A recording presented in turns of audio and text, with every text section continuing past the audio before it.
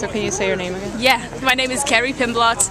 I'm a graduate employee organisation member. I'm a grad employee at the University of Illinois in the history department. Okay. Now, you said that it would be unconstitutional if That's this what I'm passed. hearing. I'm hearing that the state constitution has protections around collective bargaining, so that the bill would be a violation, or could be construed to be a violation of the Constitution.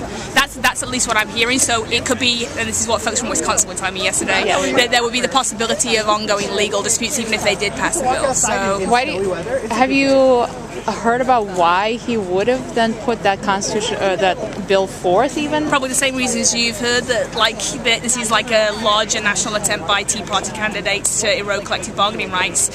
So it's probably whether they think they can win the legal battle or not, or whether we have the strength to do anything about it. So they want to get the ball rolling. I think so, yeah. This seems like a test case to me in terms of trying to generate some energy around passing these bills in other states across the Midwest. And I mean, the choice of Wisconsin is then a good test case because it's a very pro-labor state.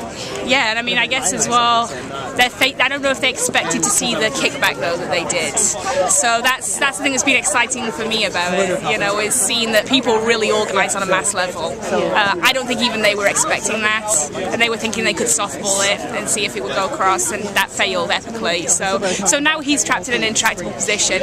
Is he going to back down? Will Republicans within the party put pressure on him? We'll see. Yeah, you don't want to be the one who backs down on the test case. Exactly, especially if your support is not coming from the people that are out on the streets. It's like a group of very wealthy kind of corporate interests, and then your own people within your own party, It makes it a difficult position for him to be in, I guess. What did you see on the ground when you went to Wisconsin? It was amazing. It was one of the most amazing protests I've been to in the US because the people that were present there were not like the same old faces. It was a lot of just regular blue-collar people who many seemed quite conservative on other things, but at the protest they were all unified around this concept of this was a violation of their rights. So who did you see, for example, who was very... I'd say mostly union workers, but then the surprising people obviously were the union workers who are not affected by the bill's proposition, so the fire department and then the police department were all out in solidarity, which means that they can shut down the Capitol because the police are refusing to enforce the 4 p.m. closing time, which I thought was Were they? cool. That's what they were doing? I mean, folks are sleeping there. Folks are sleeping in the Capitol building every night and have been doing it for 7 nights now. So that part was really exciting because there seemed to be true solidarity between all workers. But then otherwise, I think too, it wasn't just traditional union folks that were out. It was a lot of folks that I think probably hadn't participated in protests before. I know we took somebody up that had never been to a protest before. So it's kind of organising new people, which is great.